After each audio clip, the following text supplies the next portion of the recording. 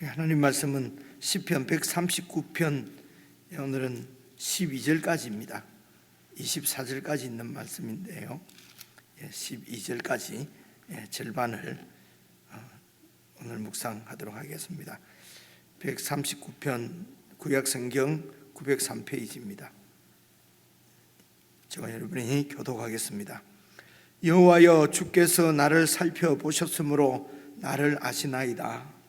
주께서 내가 앉고 일어섬을 아시고 멀리서도 나의 생각을 밝히 아시오며 나의 모든 길과 내가 눕는 것을 살펴보셨으므로 나의 모든 행위를 익히 아시오니 여호와여, 내 혀의 말을 알지 못하시는 것이 하나도 없으시니이다. 주께서 나의 앞뒤를 둘러싸시고 내게 안수하셨나이다. 이 지식이 내게 너무 기이하니 높아서 내가 능히 미치지 못하나이다. 내가 주의 영을 떠나 어디로 가며 주의 앞에서 어디로 피하리까? 내가 하늘에 올라갈지라도 거기 계시며 스올에 내 자리를 펼지라도 거기 계시니이다.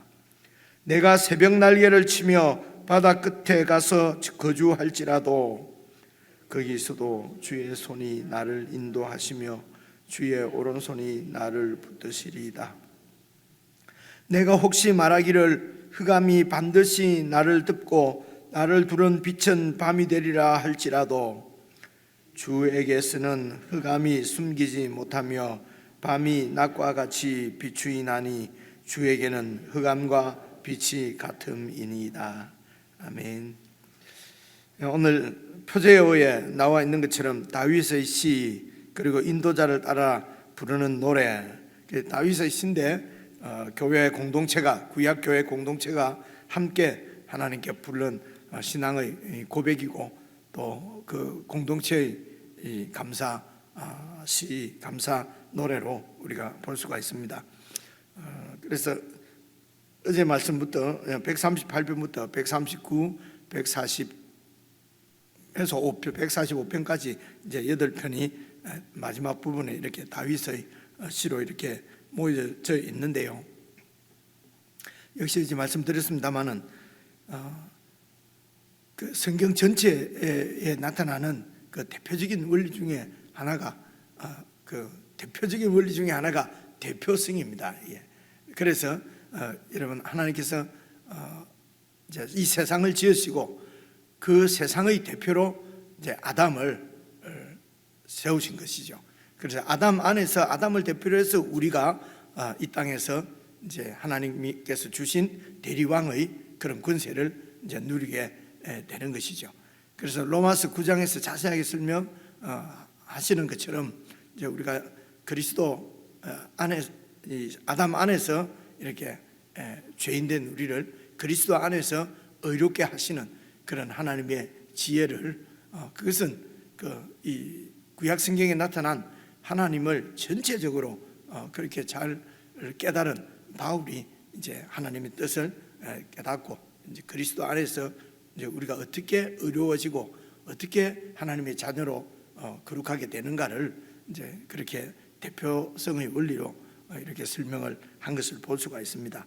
그래서 제가 설교를 하면서 여러 번 말씀을 드렸습니다만은 이제 예수님이 우리 죄를 대신해서 죽으시고 그래서 나는 이제 안 죽고 그렇게 사는 이런 그러니까 대신 예수님이 죽어서 우리의 이런 살인죄, 죽음으로밖에 이렇게 갚을 수 없는 우리의 이런 죄가 이제 용서받는 것이죠.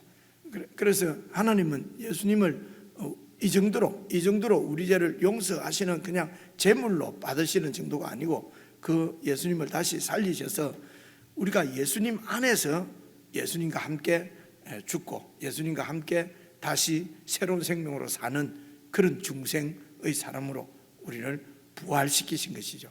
그러니까 예수님 안에서 이 부활을 중생이라고 얘기를 합니다. 그래서 이제는 다른 생명을 받았기 때문에 이제 예수님께서 이 땅에서 사셨던 것처럼 우리도 이제 거룩한 예수님 안에서 예수님을 대표로 해서 우리를 하나님의 자녀로 양육해 가시는 것입니다. 의롭게 만들어 가신다고요.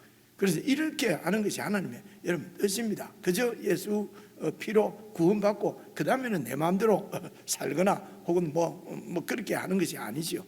그래서 구약에도 이런 예수님을 예표하는 여러 인물들이 나타납니다. 아담뿐만 아니고 이제 모세 안에서 이스라엘 모든 백성들이 이렇게 홍해를 건너므로 세례를 받고, 이런 말씀도 여러분 신약성경 베드로 전서 후서 골로새서 이런 데 보면 자세하게 나오거든요. 그리고 모세 앞에서 모세 다음에 여호수아도 여호수아 안에서 이스라엘 백성들이 이제 그 가나안을 이렇게 차지하고 그것에서 하나님 나라를 세워 가는 것을 볼 수가 있고요. 그래서 이제 이 다윗 때에 그 하나님의 나라가 이제 그 실제적으로 세상 가운데 이제 드러나게 되거든요. 그래서 이제 다윗 안에서 하나님 나라가 세워지는 것처럼 우리도 이제 다윗이 이제 그만이 이렇게 신앙의 위인이 아니라 그런 다윗 안에서 하나님 나라를 세워 가시는 것을 보여주시는 것이거든요. 그래서 오늘 다윗이 왜 이렇게 하나님께서 내 마음에 합한 자라고 그렇게 말씀하실 만큼 이런 정말 우리가 보기에 신앙의 위인처럼 정말 그렇게 이제 이렇게 그런 신앙을 가지고 있었는데 다윗의 신앙이 도대체 어떤 신앙이었을까? 이것을 어제 말씀부터 45편까지 쭉 이렇게 살펴볼 수가 있습니다. 그래서 대단한 다윗이 아니라 우리도 그 다윗 안에서 그리스도 안에서 다윗과 같은 이런 신앙으로 우리를 양육하시고 이 신앙으로 다윗과 같은 그런 마음에 하나님께 합한 사람으로 그렇게 세워 가시는 것입니다. 그 오늘 말씀도 잘 보시면 이게 다윗의 그 삶의 그 중심이었죠. 그 신앙의 중심인데 오늘 12절까지 읽은 이 말씀도 읽어보시면요, 우리의 가슴이 뜨거워지는 것은 우리가 이런 생명을 받았기 때문에 그렇습니다. 예수님 안에서 이런 생명을 받았기 때문에 안 그러면 이런 시편 오늘 읽을 말씀이 뭐 그렇게 우리에게 뭐 읽기만 읽은데도 감동이지 않습니까? 이것은 이런 신앙의 생명을 우리에게 주셨기 때문에 그래서 오늘 여러분이 이제 특별히 이 139편에서는 하나님이 어떤 분이신가, 하나님이 도대체 누구신가, 그래서 그 하나님을 잘 깊이 묵상을 하고요. 그래서 하나님이 어떻게 나를 아시는가, 그리고 이제 여러분 그 적용하고 기도하실 때는 그럼 나는 이 하나님을 어떻게 알고 있는가, 그렇죠? 그래서 서로 이렇게 알고 이렇게 그 지내는 관계를 인격적인 관계라고 그러거든요. 그냥 이렇게 대해서 그가 누군지 안다. 제가 여러 번 가끔씩 드립니다만 하도 유명하게 얼마 전에 트럼프 대통령이 나오니까 우리가 트럼프 대통령을 잘 알지요. 그런데 인격적인 관계는 아니잖아요, 그죠? 그리고 또 이렇게 지금 이렇게 대통령이든지 요즘 뉴스에 잘 나오는 이런 사람들 우리가 그에 대해서 알지만은 인격적인 관계는 아니거든요. 저와 여러분의 관계를 이런 관계를 인격적인 관계라고 할 수가 있고요.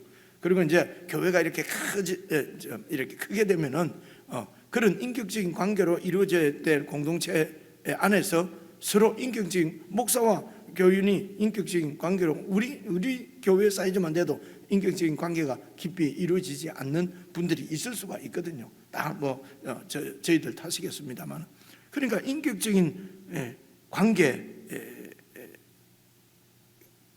이제 그렇게 하나님은 다윗을 알고 계신다고, 하나님은 우리를 그렇게 아시는데 나는 정말 하나님을 그런 인격적인 관계로 알고 있는가, 이제 이런 부분들을 잘 점검을 하고, 그래서 그런 하나님의 임재 앞에서 이제 내가 어떻게 살 것인가, 이제 이런 부분도 잘 그래서 그 하나님이 나를 그렇게 아시고 나와 늘 함께 하신다면 참 부담스럽겠다 사는 것이, 이제 이렇게 하는 것도 하나님을 우리 수준으로 끌어내리니까 내가 이런 죄 지으면 하나님 싫어하시고 벌 주시고 혹은 이런 거 우리가 보기에 정말 정말 그 사람이 저럴 수가 있나, 이제 이렇게 되면 우리가 낙심하게 되고 신앙을 버리게 돼, 하나님 앞에 숨게 되지 않겠습니까? 그런데 이제 이런 말씀도 잘 보시면 우리가 그런 존재인 것을, 그런 진토보다도 진토 같은 그런 존재고 벌레만도 못한 존재인 걸 하나님께서 다 아세요. 그래서 그런 우리를 하나님 앞에 완전히 노출을 시키고 하나님께 이렇게 보여드리고 하나님 앞에 그런 숭고한 마음도 하나님 앞에 드리고, 이렇게 하면은 이제 정말 인격적인 관계로 그렇게 세워져 가는 것이거든요. 그래서 제일 첫 사람, 하나님께서 사람을 지으실 때 아담과 하와 사이가 여러분 전혀 벌거벗어서나 이렇게 부끄럽지 않고 그렇게 살았던 관계를 볼 수가 있지 않습니까? 그러니까 하나님은 우리를 지으신 분이, 그래 어린 아이들도 어린 아이가 어느 정도 클 때까지는 부모 앞에서는 완전히 이제 벌거벗어도 부끄러움이 없잖아요. 완전히 부모를 의존하는 것이거든요. 그래서 하나님 앞에 이제 그런 어린아이와 같은 믿음으로 되는 것은 하나님이 어떤 분이신지를 잘 우리가 알아갈 때 이제 그때에 그런 신앙이 될 수가 있는 것이요. 그래서 말씀을 자세히 살펴서 하나님이 누구신지를 잘 모르는 사람은 하나님을 그저 내가 판단하는, 이렇게 내가 보는 것처럼 하나님도 그렇게, 그러니까 하나님은 우리 생각하고는 완전히 너무도 높아서 다른데 그저 하나님이 우리하고 똑같은 줄 알고 그렇게 하니까 이제 그런 눈으로 이렇게 사람 판단을 하고 조언도 하고, 그래서 하나님을 잘 모르면은 교회 공동체 안에서는 조언도 해서는 안 되는 것입니다. 그죠? 이게 엉터리로 조언할 수가 많거든요. 그죠? 그래서 그냥 하나님께 맡기고, 하나님을 잘 모르면은 전도도 그래서 조심스럽게 해야 된다는 것이, 그게 제 성경을 읽으면서 드는 생각이었습니다. 하나님을 잘 모르면서 막 전도를 해버리면요, 엉터리 하나님을 가르치게 되는 것 아니겠습니까?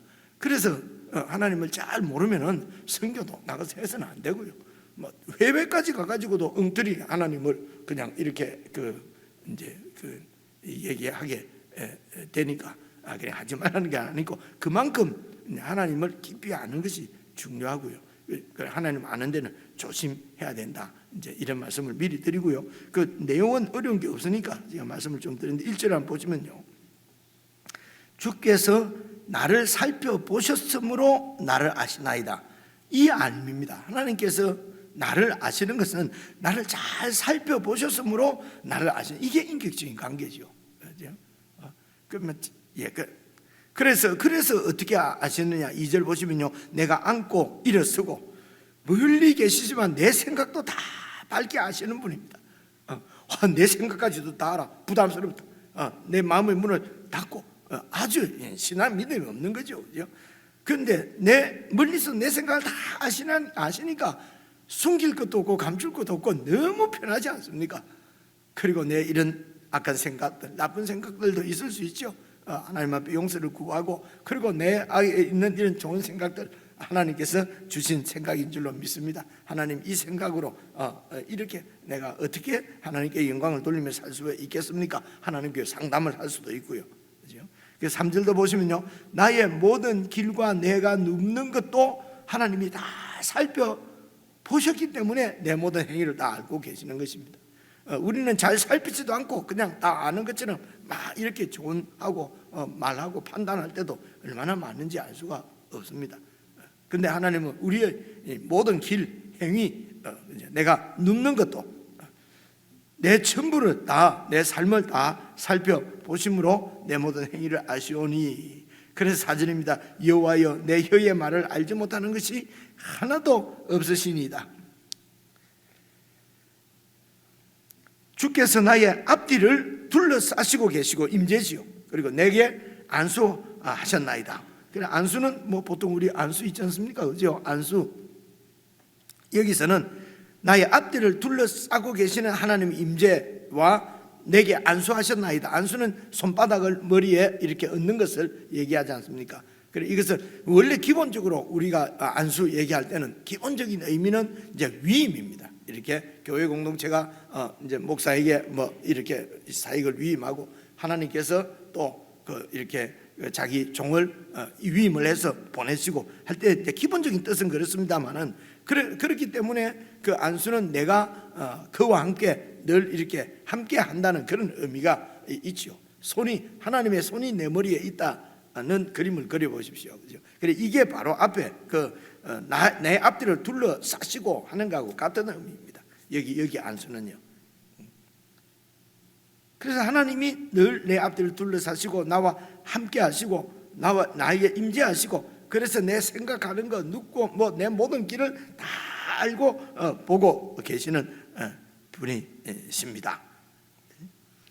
6절입니다. 이 지식이 내게 너무 귀하다. 이 보이지 않는 하나님을 어떻게 내가 나를 이렇게 알고 계시는 하나님을 내가 어떻게 알게 되었을까? 다윗으로서는 이게 가슴이 터질 것 같은 거지요.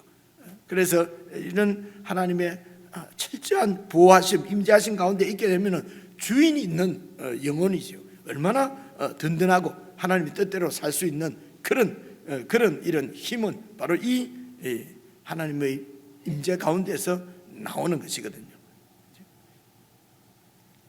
그래서 이 지식이 내게 너무 기이하다라고 이제 이렇게 하나님 앞에 찬양을 드리는 모습을 볼 수 있습니다.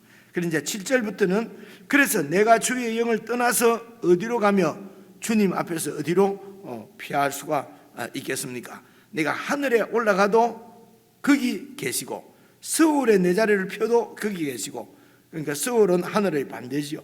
고대 사람들은 이제 이 서울은 죽은 사람들이 가는 가장 이제 밑바닥이고, 하늘은 이제 천사들의 세계, 이제 이렇게 이해를 했던 것입니다. 그래서 하늘에 올라가도 거기 하나님이 계시고, 땅에 서울에 내려가도 하나님이 거기 계시고, 그리고 새벽 날개를 치면서 바다 끝으로 날아가서 거기 가도 거기도 하나님이 계시고. 그래서 10절 어떻습니까? 거기서도 주의 손이 나를 인도하시며 주의 오른손이 나를 붙드신다는 것입니다. 우리가 어느 곳에 있어도 그곳에서 나를 살펴봐갖고 죄를 짓나, 이놈 죄를 안 짓나 벌 주고 심판하시려고 그곳에 계시는 것이 아니라 그 서울과 같은 그런 자리에도 하나님의 손이 나를 인도하시고 그분의 오른손이 나를 붙드시고, 그 오른손은 권능의 손이지 않습니까? 11절입니다. 내가 혹시 말하기를 흑암이 나를 막 듣고 있어도, 흑암이 나를 막 완전히 덮어싸고, 그래서 나를 두른 그 빛이 그냥 밤이 되었어. 내가 그런 흑암 가운데 있어도 12절 주에게서는 흑암이 숨기지 못하며 밤과 밤이 낮과 같이 비추나 했다니. 그죠? 빛이 비치는데 밤이 어떻게 비칠 수가 있습니까? 이거는 이제 우리 생각이고요. 우리에게는 그렇고요. 그런데 하나님에게는 흑암과 빛이 같다는 것입니다. 우리는 빛은 정말 밝고 소망이고 희망이고, 어두움은 밤은 어떻습니까? 그냥 어둡고 절망이고 낙심이고 이렇습니다. 그래서 우리가 그러니까 하나님도 그런 줄로 자꾸 생각을 하거든요. 그래서 내가 안 되면 하나님도 안 되고, 나에게 불가능하면 하나님도 불가능하고, 내가 이렇게 생각하면 하나님도 그렇게 생각하고, 이게 고집이거든요. 이런 것이 불신앙이거든요. 이게 교만입니다. 그런데 그래서 교만으로 꽉 차 있으면서도 교만 안 한 줄로 우리는 알고, 아주 겸손한 줄로 알고, 이런 경우가 너무 많아요. 그래서 성경을 잘 살펴서 하나님 앞에 내 자신이 드러나는 것이 정말 그게 나의 본 모습이고, 그게 정말 실제의 나라는 것입니다. 그런데 우리는 그냥 참 우둔한 우리가 보는 이것이 실제인 줄로, 그런 내가 실제인 줄로 이렇게 알고 지낼 때가 많단 말입니다. 그러니까 모든 그리스도인의 삶의 하나님 앞에 살아가는 삶의 기초는, 핵심은 그런 의미에서 믿음입니다. 그래서 이 믿음이 우리가 쉽게 믿음 좋다, 믿음 없다, 나는 믿음이 왜 이래 없냐 있냐 쉽게 말할 수가 없어요. 어떻게 보면 하나님 앞에는 우리의 믿음이나 불신이나 매 한 가지일 수가 있어요. 그죠? 하나님에게는 그래서 주에게는 흑암과 빛이 같음이니이다. 이제 이런 부분들도 여러분 개인적으로 좀 잘 이렇게 생각하셔서 이제 오늘 제가 55분 안에 처음으로 마친 것 같은데 좀 마음 편안하게 하셔서 개인적으로 잘 묵상하셔서 다윗과 같은 이런 안목, 이런 영적 안목, 이런 신앙으로 정말 하나님의 마음에 합한 삶을 우리가 살아갔으면 좋겠습니다. 개인적으로 묵상하시겠습니다.